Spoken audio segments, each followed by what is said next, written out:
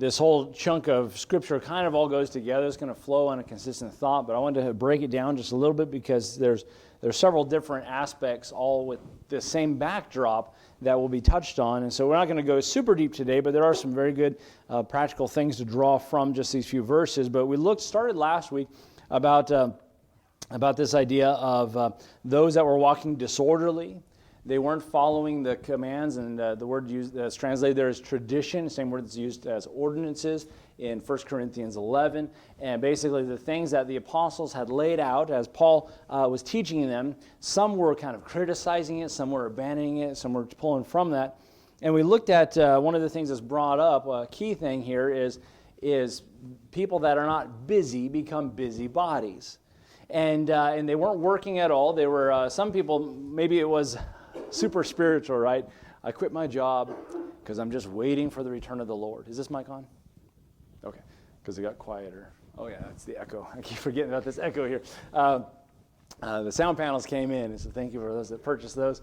We'll get those installed here soon. But it's more distracting to me than you, I'm sure.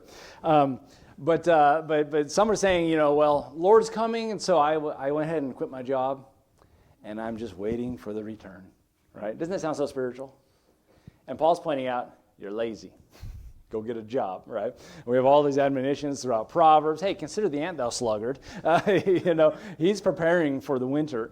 He's setting aside. He's working hard, And by the way, you ever see an anthill or whatever, and as a kid you might mess that thing up or tear it up, or like we did in Iraq, we'd catch it on fire. And it's weird, the ants in Iraq are like this big. They're huge. And when you catch their anthill on fire, they'll come from everywhere to this hill, like they all know, and they're jumping in the fire to save the queen, right? And but anyways, what's interesting is about ants, mess up their pile or whatever, what do? Instantly start working to rebuild that thing, And it's like you think they'd notice I'm standing right there. I might just mess that up again. But no, they get right back to work, right? And that's one of the examples that the Lord gives us that, hey, this is something to consider when you think about your diligence, when you consider your labor. And so anyways, he's going to point to himself, and of course Paul, Timothy, and Silas were there with him when they were at Thessalonica. They're with him now as he's writing to this church. And he's given this these are some of his closing remarks, by the way, and he's challenging this church as he's jumped into some very deep things, the return of Christ, the Antichrist, the rapture. He's talked about a lot of these things. And he's saying, guys, there's some among you that are disorderly, and here's one of the ways that they're disorderly. They're not working. And when you're not busy, you begin causing problems. You become a busybody. You get yourself involved in other people's affairs, other people's business. And by the way, in this day and age we live in with social media and all this stuff, we've almost trained ourselves to get in other people's business. It's my job to go around and fix everybody on Facebook. No, it's not, right? I can't tell you how many times, tell me if you relate, how many times I've written this well-thought-through response and then deleted it. Like, I probably shouldn't send that. And, it's not my job to police it, okay? I'm not a fact checker living in my mother's basement. But we get involved in other people's things. I've had to unfriend people that were nothing more than armchair theologians. There's one guy, he actually works for a Bible college, a Christian university, and every 15 minutes of every single day, he would have something. And what is interesting was I started seeing this pattern with this guy is this guy was causing doubt on the Bible. He's causing doubt on, he started going on this tangent about like our founders, and he bought into the whole secularization of our founders and a lot of that kind of stuff. But anyways, I was like, you need to just go out and do something. So I was like, I don't need you on my feed. But then I'm reminded, well, I'm even looking at this. I should be doing something. And so I need to get out and do something. But he draws our attention here to this idea. And some of the themes, of course, of 2 Thessalonians, he's talking about their faith, their perseverance, and really some practical Christian living here. And so here he's going to draw out, look at, as believers, we need to be diligent about all things, but even or especially secular things. Sometimes we don't realize, if we're not careful as Christians, we will separate our Christian living from the rest of life. But you know, for the believer, there's really no difference between the secular and the sacred. For us, we need to be so consistent in our Christian living that we realize that my secular job for an unsaved boss really is part of my ministry, part of why I'm here today and right now, right? That's where God has me. I am a missionary in my prospective mission field. And I'm I'm to be a testimony. I'm to be a worker. And the Bible even talks about, even if you have an unsaved master, you serve him as you serve the Lord. We don't serve as men pleasers, like, with eye service. I think back to my army days. There were times, I'll be honest with you, there wasn't a lot to do, but you had to be there. So what do? You look busy, or else they'll find something for you to do that's just simply time fillers. And so every time a boss will come around, or a supervisor, what do? I'm cleaning these tools, or you find something to do. What is that? That's eye service. That's men pleasers. That's trying to look busy. That's not diligence. You see, and we can fall prey to this. We can fall into this sort of a trap. So Paul begins by pointing to their own example of diligence. Look at verse number 7 again. For yourselves know how you ought to follow us. Now, specifically, he's talking about following us. Not in this sense. He's not talking about following their faith. He talked about that earlier, but he says this: you know how to follow us. For we behave not ourselves disorderly among you. So he's telling them they need to follow in their conduct, how they behave. Verse number 8, neither did we eat any man's bread for naught or for nothing, but wrought with labor and travail night and day, that we may not be chargeable to any of you. Not because we have not power to make ourselves an example unto you to follow us. And so let me unpack what he's saying here. He said, we did not eat any man's meat for nothing. In other words, we didn't just do it for free. This was not didn't come to be a burden to you. And it's interesting, he says, not that we had no power. We'll get back to that. But he's saying here, he says, we were diligent about our work. To what end? That they would not be chargeable to any of them. In other words, no one in the church of Thessalonica could look at the Apostle Paul and his compadres and say, you guys are just lazy and trying to get free meals. Nobody could look at them and say that. In fact, he says not chargeable to any of you. The idea is that everyone would have been in agreement. They worked for that meal. They worked hard. They were diligent. They labored and travailed among us. We saw it with our eyes. And so that gives that example of their labor and how well, if you would, they labored among them. When they consider their conduct, when he said, we were here for examples for you, it was a great example of how you ought to work, how you ought to behave is what he was saying to them. And let me just say this, I think this is there becomes a big disconnect sometimes in some churches that might get a little bit more comfortable, and you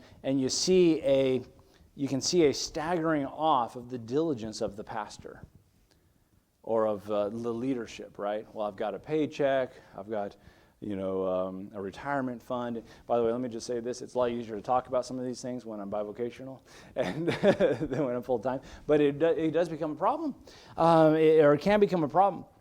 And so he kind of shows some significance of, hey, we came and we worked, we weren't chargeable to you, which is very important if you think about it. This is the start of a new church, right? So suppose Paul, what did he do? For the first 3 weeks he was in Thessalonica, he preached in the synagogues every Sabbath day. And then Monday through, or Sunday through Friday, he'd be discipling and following up. And they were diligent doing stuff. Of course, we also know that Paul was a tent maker. I'm not sure if he made tents here, but he worked, right?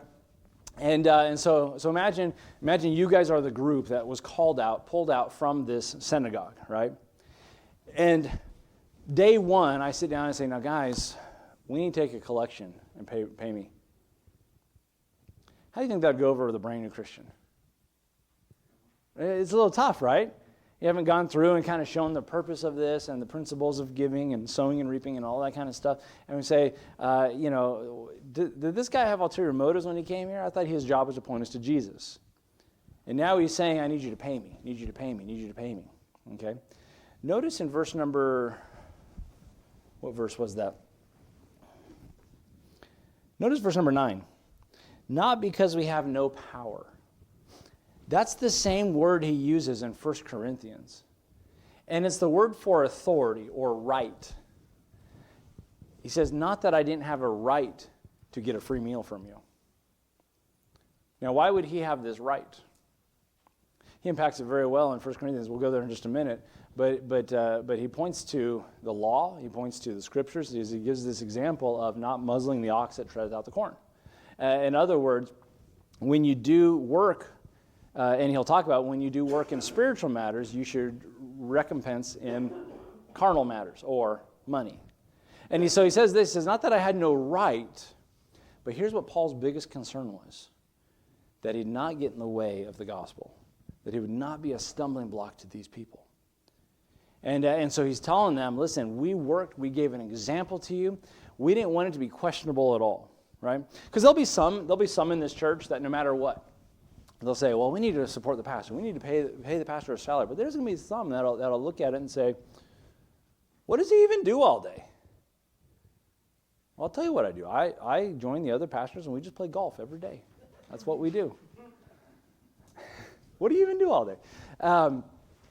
But there are always going to be somebody that's like that. So what does Paul do? He says, I want to make sure I'm so far above reproach. Because think about it. He was not with them very long. What's really interesting is when we zoom out a little bit, do you remember where Paul was before he came to Thessalonica?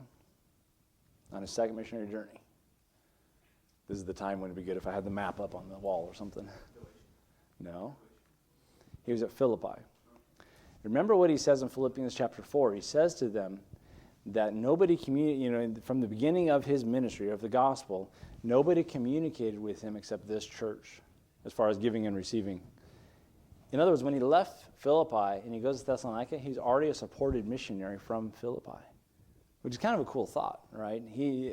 From the very beginning, they started supporting him financially. So whatever the reason was, he felt at liberty to teach them about support, about financial support.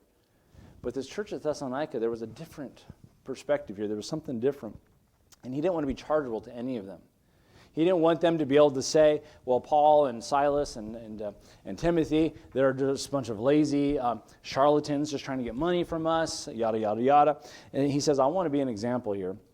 What's interesting, though, is going to be the example that he uses is he's going to transition it into all other areas.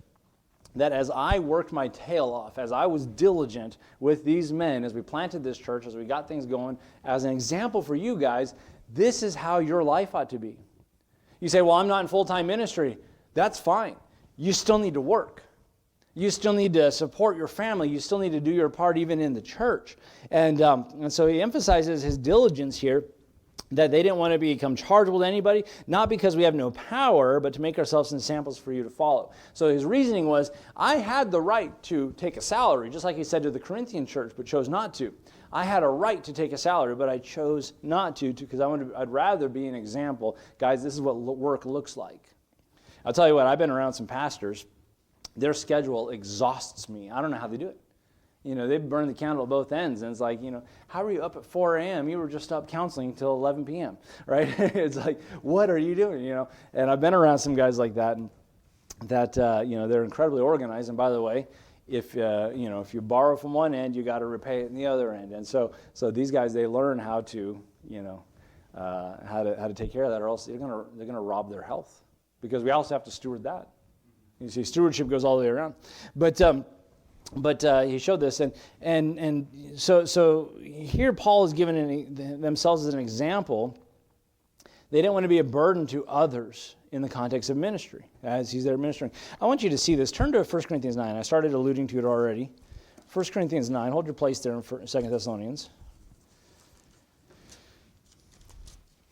Now, 1 Corinthians 9 is in the middle of a section where Paul uses 3 chapters to deal with this issue of not being a stumbling block to somebody else.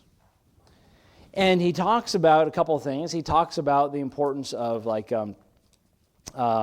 meat offered to idols. And he said, look, that idol is nothing. We know that. The meat is nothing. You have total liberty to eat that meat. But if you do it in front of the wrong people, you could be a stumbling block. You could hurt their faith. Why? Because there at Corinth, they had all kinds of idol worship, and the meats were a part of that. They would sacrifice meat.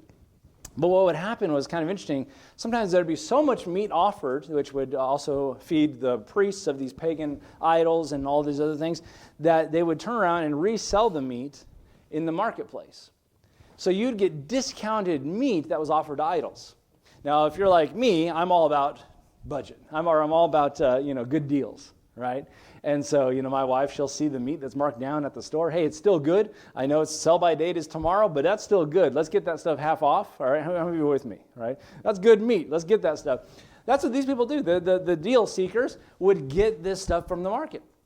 However, it's been made aware in some way that this has been offered to an idol. Now, those who had liberty in Christ realized, hey, the idol's nothing, the meat is nothing.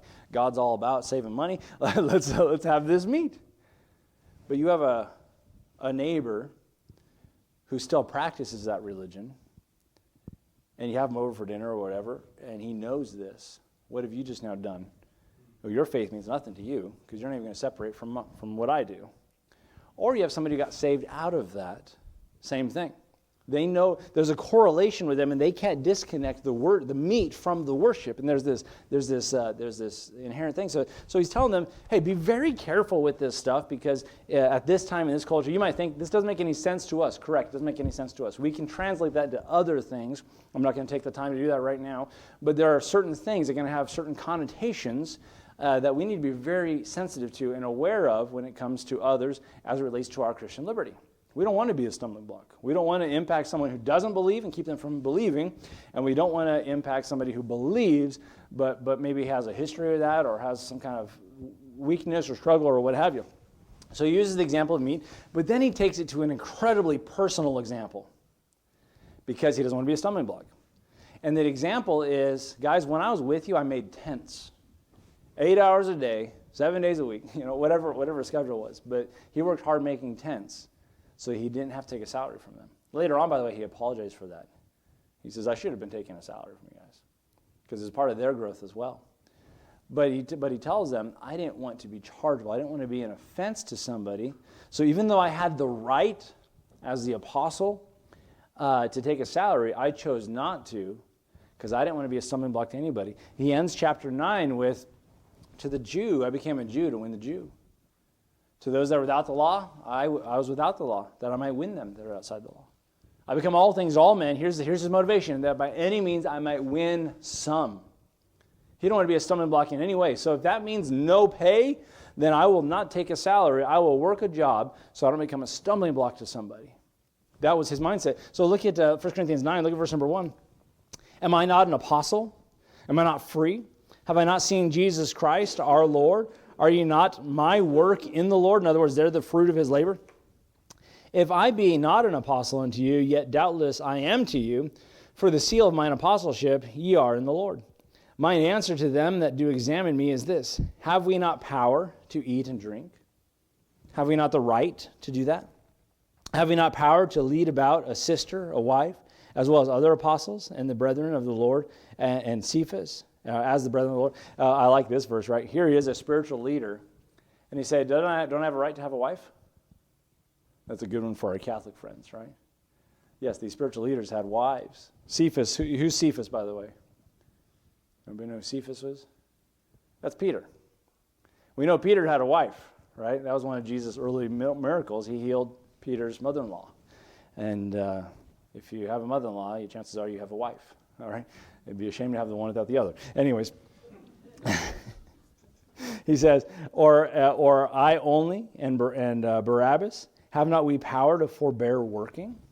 In other words, shouldn't I have the right to not have to work so I can give myself wholly to this ministry? Who goeth to warfare any time at his own charge? Can you imagine a country calling on somebody, hey, we need you to come fight. By the way, you got to pay your own way. I need you to buy a plane ticket and come to wherever the unit is going to go out from, and I need you to pay for your own rations. I need you to pay for... No, it's the responsibility of the country, if they're calling you to defend them, that they're going to take care of you. And then if you die, to take care of your family. That's a great responsibility that a country has. He says, who planted the vineyard and eateth not the fruit thereof? If you own a vineyard, you have the right to take some of the fruit, right? You plant that thing, you've taken care of it. Or who feedeth the flock and eateth not the milk? So he's giving all these examples about livelihood. I put the effort in, I should get paid. So I these things, say I these things as a man, or saith not the law the same also? So he says, is this just the flesh talking, or does the law even talk to this? For it is written in the law of Moses, thou shalt not muzzle the ox that treads out the corn. Doth God take care for oxen? So here's the idea from the law. In Moses' law, he says, look, when the oxen is plowing the field, don't put a muzzle on him. If he's working for you, he needs energy. He needs energy to keep working for you. So he's allowed to, from time to time, go down, scoop up, and eat some of that corn. That's the idea there. So you work, and you get paid from the very work you are doing. And he says, or saith he it altogether for our sakes. For our sakes, no doubt, this is written. So in other words, he was saying, he's not saying this because you're going to starve your oxen. Because anybody with any common sense knows if I don't feed my animal, he'll die. Okay? He says this for our sake. Why was that in the law? For our sake, as an example, is what he's saying. This is written. He that ploweth the plow in hope, he that trusteth in hope, should be a partaker of his hope. If we, so now he's going back to him, if we have sown unto you spiritual things, is it a great thing if we shall reap your carnal things? See, if you've been helped spiritually or been fed spiritually, then you should use your carnal things to pay for that. Notice what he says then. If others be partakers of this power or this right, authority over you, are we not rather? So in other words, to the church of Corinth here, he says, you guys have had other paid preachers come through, and you paid them. How much more important, how much we, right? Nevertheless, we have not used our power or our right or our authority, but suffered all things lest we should hinder the gospel of Christ. If it's about the money, let the money go away, because what's more important is the gospel getting to you and the gospel going out from you. And he says, do you not know that they which minister about holy things live of the things of the temple? Now he's going back to the temple. He's going back even to the Old Testament. That when the sacrifices would come in, the priests and those that would minister would get a portion of that meat. And they would live off those sacrifices that Israel would bring. And that would support them. And which is kind of interesting because when you look at the Old Testament, when you look at God first establishing Israel, and they gave them all their land, did you know there was one of the 12 tribes that didn't get any land? Who's the tribe? Levi. Why did the Levites not get any land? Well, there's a practical reason, because they were dispersed through all the tribes, because they're the ministers of the tabernacle, they're the ministers of those things. But here's what God said to them: I will be your portion. What a thought. I will take care of you. And God used the people, as they ministered directly to the people, God used the people to feed him, feed the Levites. And so that's kind of what he's pointing to there. They that minister of the temple. And they which are the altar are partakers with the altar. Even so hath the Lord ordained, get this now, that they which preach the gospel should live of the gospel. I heard one preacher one time, he was preaching that text, and his take on that text was they that preach the gospel should live of the gospel. In other words, if you're preaching the gospel, you better live an upright life. You better not be, you live of the gospel. Now that's a biblical truth, but that's not what that verse is saying. It's not talking about the way you live. It's talking about if you are ministering the gospel, you should live off the gospel. You see? And that's a very important principle that's given. He gives all these examples for it. But then he says this, but I have used none of these things. He gave a bunch of good reasons. He says, I didn't use any of these. Neither have I written these things, that it should be so done unto me. For it were better for me to die than that any man should make my glorying void. It's amazing to me. I think about all these millionaire preachers. I think about these guys they're glorying off of it, if you would. They're getting uber wealthy off of ministry. Now, I'm all for, hey, it's wonderful if you're able to have some nice things, take care of your family. By the way, a lot of pastors don't have a retirement plan. A lot of them is taking every penny to just kind of survive and do ministry. And they really do have the conviction, the mindset of Paul, hey, look, I'd rather die. Like, that's all I really care about. And God will take care of me tomorrow, and he'll take care of me the next day.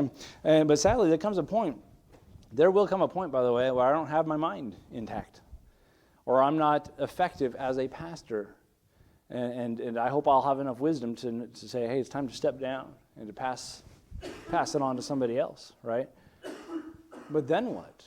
if I've not planned, if I've not prepared, and those kinds of things, you see, because some are just kind of there. So I'm thankful when someone makes enough and they're able to put aside and they're able to prepare for the future. And, it's not like a jealousy thing, oh, look at the car that he's driving, or, anything like that. But then there are those, and we know them, charlatans, that they are making a mockery of the ministry. And they think that it's God's approval and God's blessing that I have a jet. In fact, let's make it 2 jets. And, those preachers are out there, right? And I saw one clip. It was disgusting. I think I've told you about it. The guy was basically coming down on his church for not buying him this $30,000 watch that he had led on to the church that he wanted. I was like, are you kidding me right now? A $30,000. The birds of the air have nests, foxes have dens, but the Son of Man had not where to lay his head. That was the ministry of Jesus. Now, am I saying the preacher should be homeless? No. Is that God's will? No. But it's just an amazing thing, how many times we see, when we come back to the Scriptures, we get a perspective. I mean, a $30,000 watch, what could that do for missions? $30,000 watch, what could that do for the poor in their own community and feeding people and whatever? And all I'm just saying is there's a plethora of things we can put that to. I don't need $30,000 to tell the time. You see what I'm saying? Again, I'm all for nice things, and sometimes someone may move on somebody's heart to really bless the preacher. I have a pastor friend. Someone in the church bought him a Cadillac, and I was like, praise the Lord, that's wonderful. But even that, here's what's tough. Just like Paul was afraid of being a stumbling block, even that can be a stumbling block because not everybody knows the story. And now you're driving around in a pink Cadillac. Sometimes I feel guilty. You all know I love my Mini Cooper. Sometimes I feel guilty because I'm driving the thing I really want. Folks, that car it's worth under $10,000. It's not like I'm driving this $100,000 car. But even in my own heart, sometimes I'm like, does this feel like, am I trying to... All I'm just saying is I just do not want to be a stumbling block in any way. And there are these guys that just abuse it, and then they're lazy on top of it. It is amazing. I've heard so many stories of people going to visit a missionary, and you start to realize they're not doing anything here. They're on a paid eternal vacation. Charles Spurgeon said this, laziness is the scourge of the ministry. It is. It is. Now, it can be tough. Remember, we talked a little bit about last week. If you're not busy doing stuff, you start analyzing everything. You start thinking, well, I think the preacher should be doing this, and I think the church should do this, and I think the Sunday school class should be run like this. And our mind starts running with all those things. And you all start wondering, what is pastor doing anyway, right? And now it's a little bit easier because I work 40 hours a week, then I start doing ministry. All right? So I think I feel like, but we can fall into that trap. And by the way, at any time, ask me. I'll tell you what I've been doing. But I also want to say this. I hope you come because you're getting fed. I hope you want to get fed. I hope you pray for me to be wise about my time and to guard that because you need something. But can I just say, anyone who's truly in the ministry, I'm just kind of being real. I know I'm talking about myself a little bit here. But anyone who's God called in the ministry, he's not in it for himself. I can't be. Folks, it's so much easier. You know how much less criticism it would be if I could just go work a regular job and just live life. But folks, I invest, and I love you guys, and I want God to work in your lives. And it's so hard. I'll just be real with you here for a second. I know I've been kind of being real. It's so hard when I poured myself in somebody and loved on them. And then the devil just kind of gets in there and gets them to start believing a lie. And the horrible things that are just said about me. And then they leave all upset. And you're like, those hours that I spent and invested in, I have to step back and say, Lord, they're your sheep. I love them.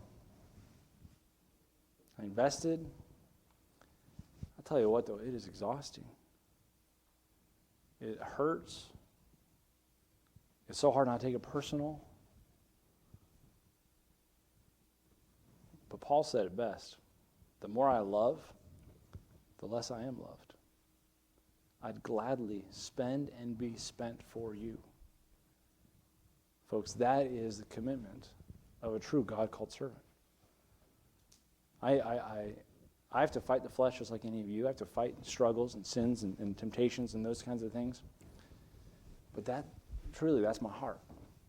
I want God to do his work in your life, and I don't want to be a stumbling block. I don't want to get in the way, and I want to be very diligent about it. I hope that when you look at me, you'll say, there's a hard worker. Now, again, you don't see everything I do. But I want to be like, Paul and Timothy, they were among them, and they said, here, you saw us work. We didn't need any man. We weren't chargeable to anybody. In fact, if somebody were to, maybe somebody just kind of visited, and they're like, look at them, you guys are feeding them. Have they even done anything? Probably everyone in the congregation would have said, don't even start. These guys are working circles around us. That was the mentality there. They would not have said of them, oh, there's some lazy preachers coming to town. Boy, there's so many rabbits I'm seeing running around right now. I'm not going to chase them. I'm going to continue. There's a lot of even exterior things that we're not careful. We start to look at, oh, there's a lazy preacher. There's somebody who doesn't take it seriously. I've been hearing from different people. There's a danger when you get older in the ministry. You've been doing it for so long that you kind of stop trying. I've heard from different people of different churches in the lower 48 and family members who have actually left churches in recent days. And their pastors kind of fell into this sort of lazy trap. They don't prepare for the sermons. They don't feed the people anymore. And it's not this idea that, I just don't get fed from you anymore. Because sometimes it's a good thing, but sometimes maybe it's you. But they say every single service, it's the same message. It doesn't matter where the text is, it's just the same message that they just go to. And that's when you know, hey, laziness has come in. Laziness has come in. But he's challenging them with this and really highlight the importance of, hey, you take care of yourself. You need to feed yourself. You need to do this. So they led by example, but especially leaders. Let me just say this. Whether it be leading in your home, leading at the workplace, leading in the church, you ought to be able to take care of yourself. You ought to be an example for others to follow. I remember when I was a kid, I was we were at a church, and there was a youth group there. And the youth leaders, husband and wife, they didn't have a job, and they were on welfare. And I remember my dad had such a problem with that. He said they shouldn't be leading anything until they get a job. That's their number one priority right now. They need to go out and get a job, or they shouldn't be leading anything. Now, I understand sometimes people may fall in hard times, and there may be some difficulties, and there may be need for some of these programs, but those programs are meant to be temporary and to kind of help sustain you so you can get back up on your feet and go. I understand there are layoffs. I understand there's different things like that, but these people are just living on welfare. And there are youth leaders in the church, and they say they need to get a job. I still remember that as a kid. My dad was so bothered by that. Look at 1 Peter 5 real quick. 1 Peter 5.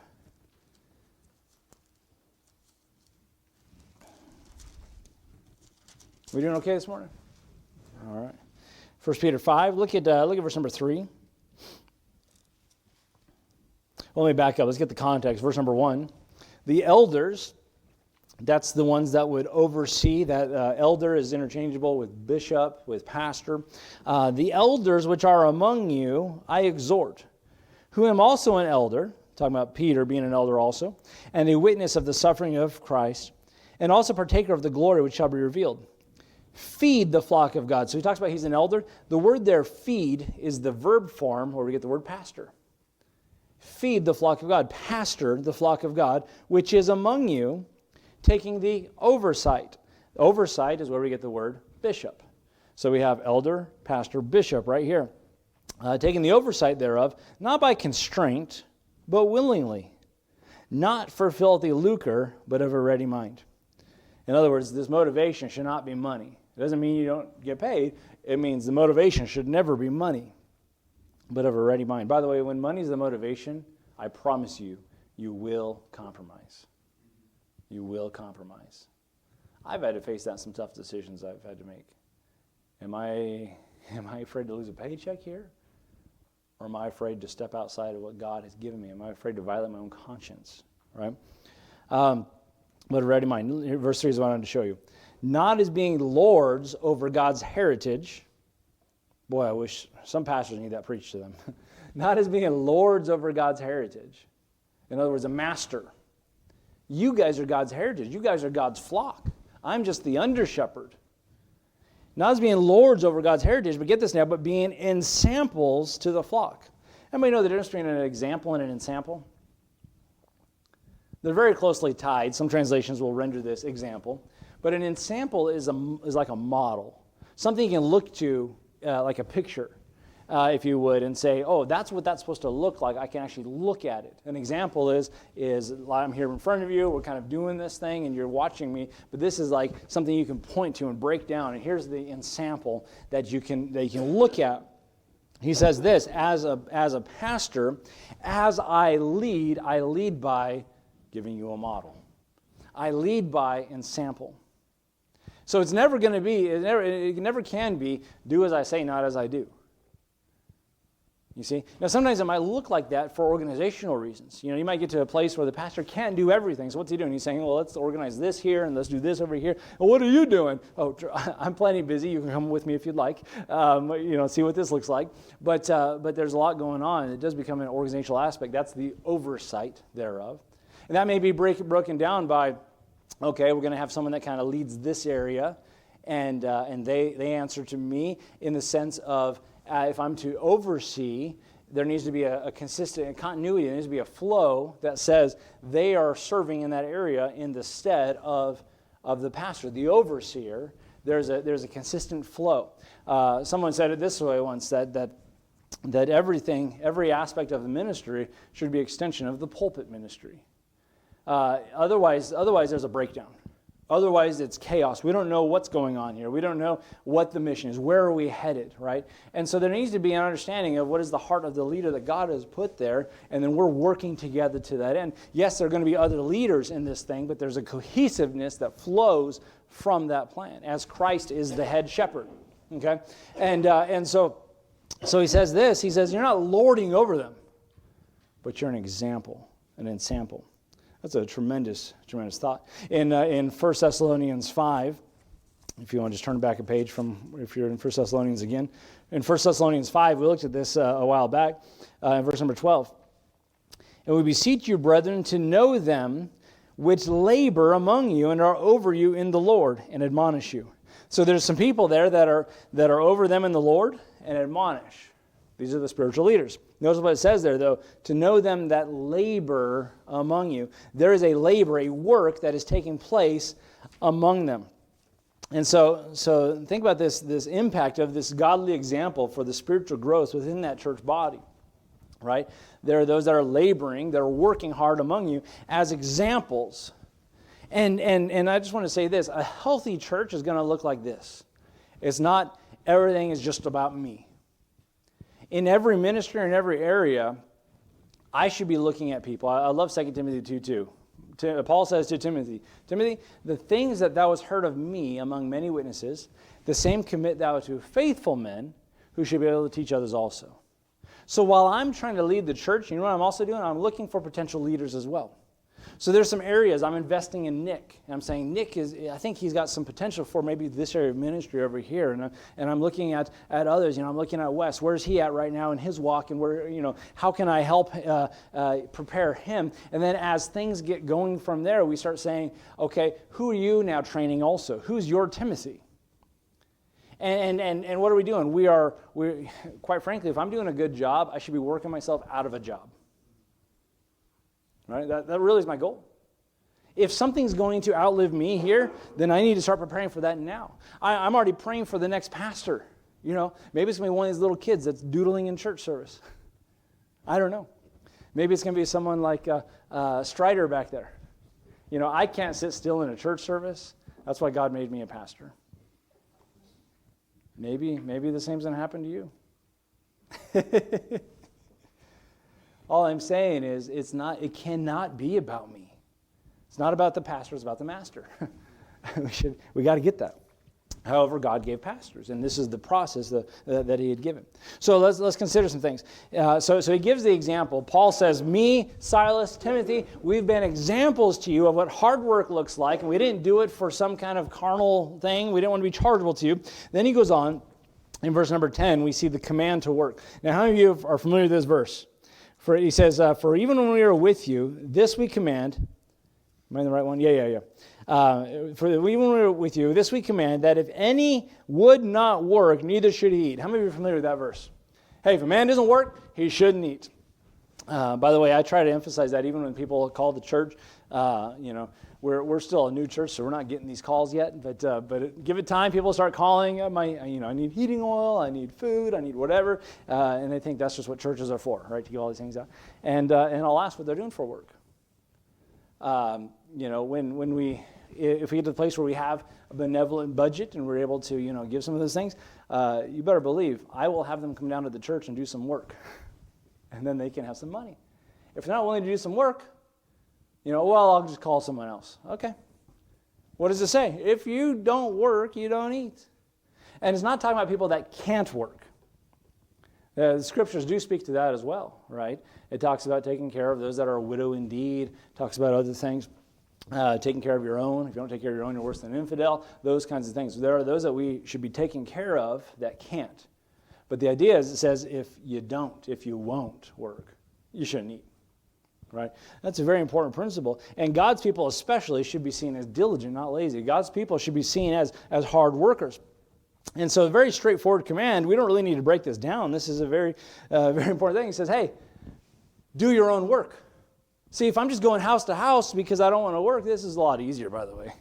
You feed me, I'll go to your house, and then you feed me, I'll go to, make my rounds, and by the time I come back around, it's been a while, so he can feed me again, and what are we doing? We're making Democrats. I saw a little cartoon clip about this lady who kept feeding these birds, and the birds kept coming, and they kept coming, and then they expected. And when they didn't feed the feed, they're squawking away, and they're expecting it.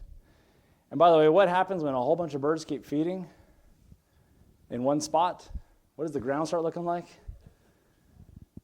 See, that's what happens to society when you just keep giving, and then they demand it, they expect it, and all that's left is all the droppings. Okay, but here, he's challenging them. Hey, guys, you need to do your own work. Ephesians 4:28. Let me just turn there real quick.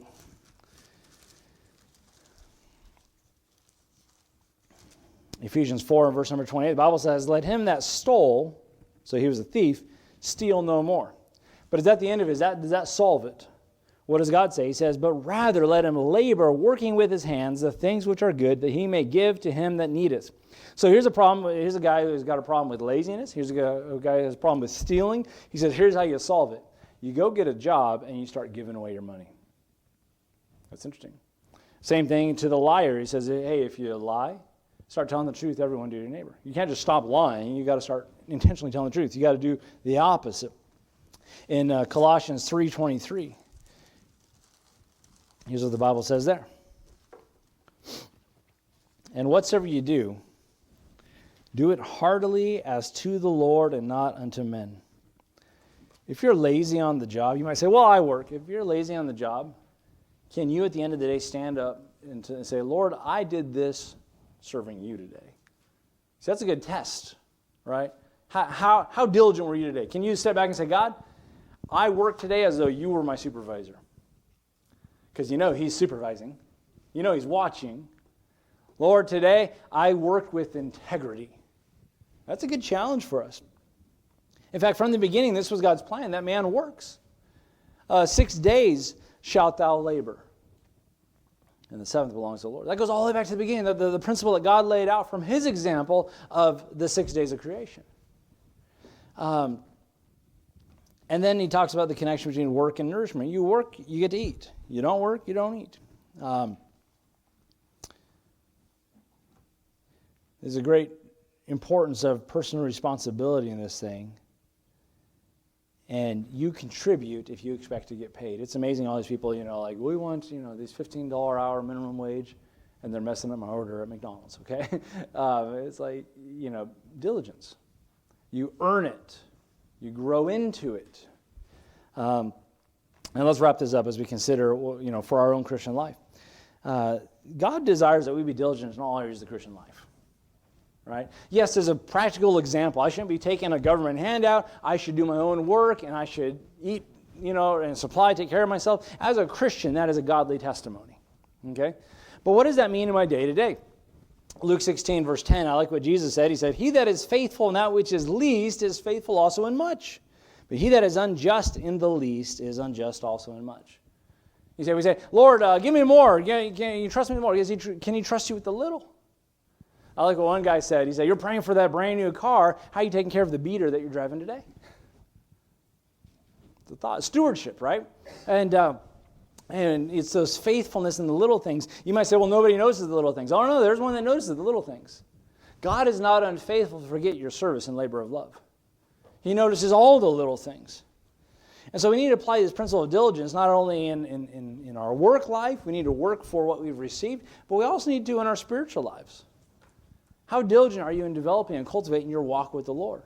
Is church just an afterthought? Is your spiritual growth an afterthought? Is it just kind of like, if a time I'll crack open my Bible? Or am I diligent in this thing? God, I want you to work in my life, and I want your best. And then I want to serve you. Well, how do I serve him? We talked about it in Sunday school. How can you serve God apart from people? You really can't. Look at Romans 12 real quick. Romans 12.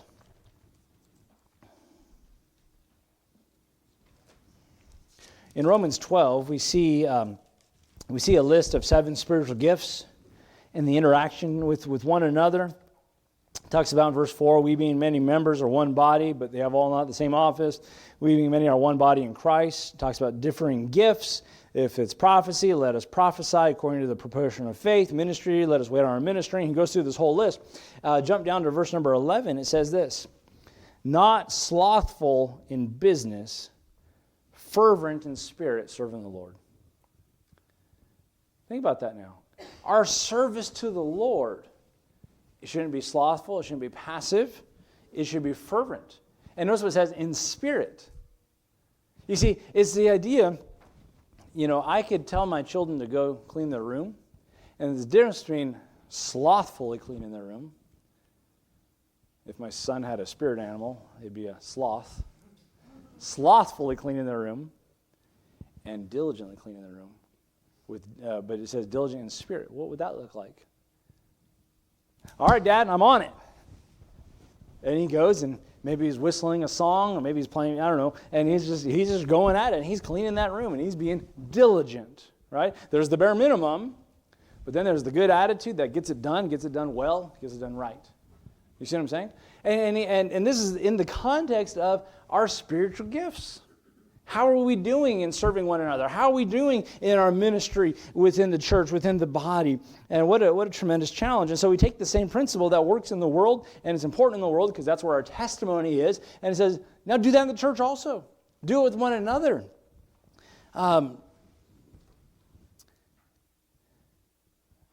Think about this now. Look at Ephesians 4. This is the last place I'll have you turn. Ephesians 4. I know we've turned to several places today. This is why I wanted to kind of take my time in these passages because it's some good practical stuff. Ephesians 4, and he talks about the church. Verse number 11, and I want you to get this now. "And he gave some apostles and some prophets and some evangelists and some pastors and teachers." Now, in this day that we live in, there are no more apostles, there are no more prophets.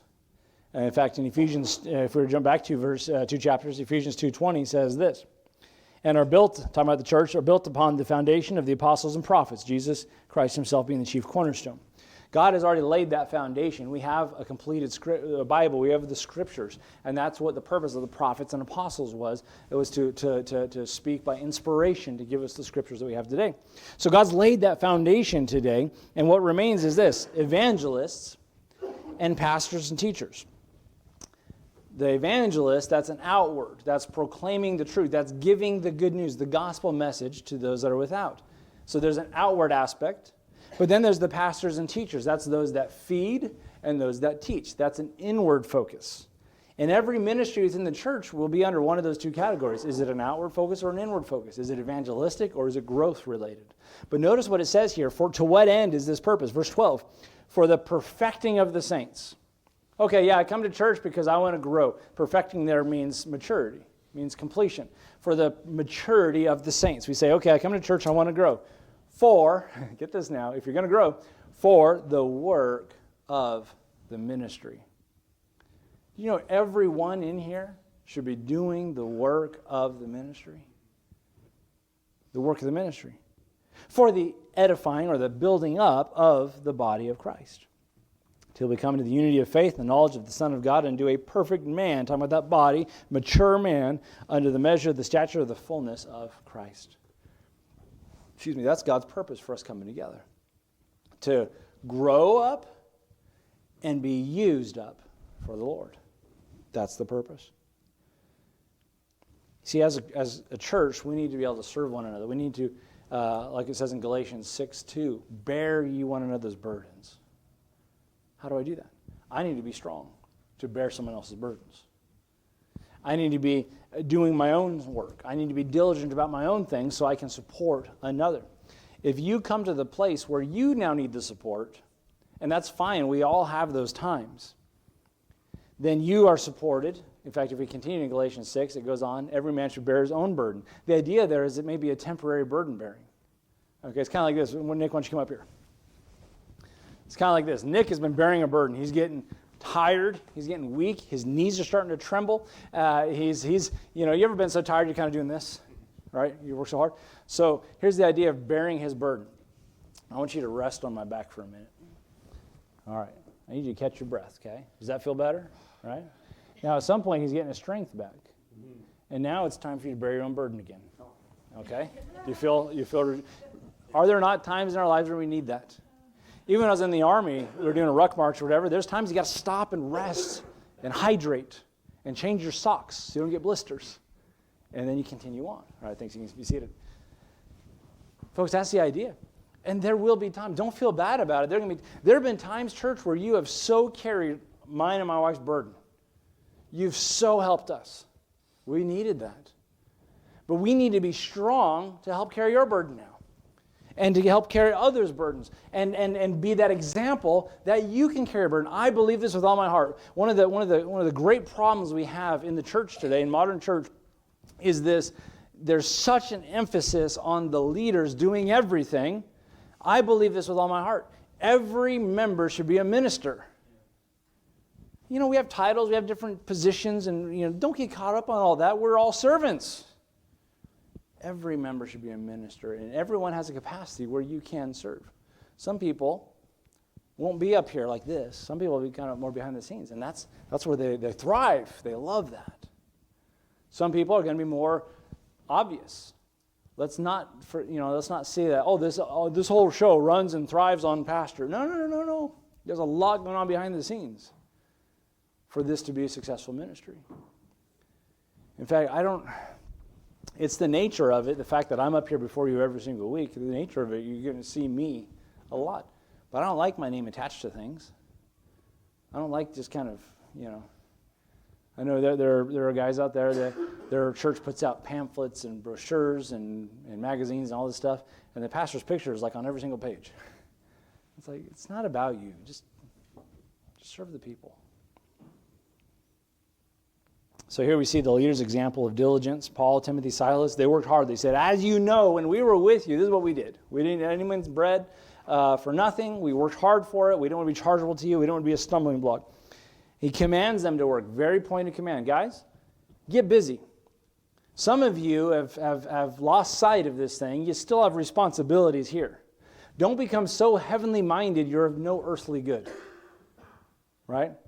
In fact, I believe this. If you're properly heavenly minded, you'll be more earthly good. You'll be more diligent. You'll be more at it. Why? Because you're storing up treasures in heaven.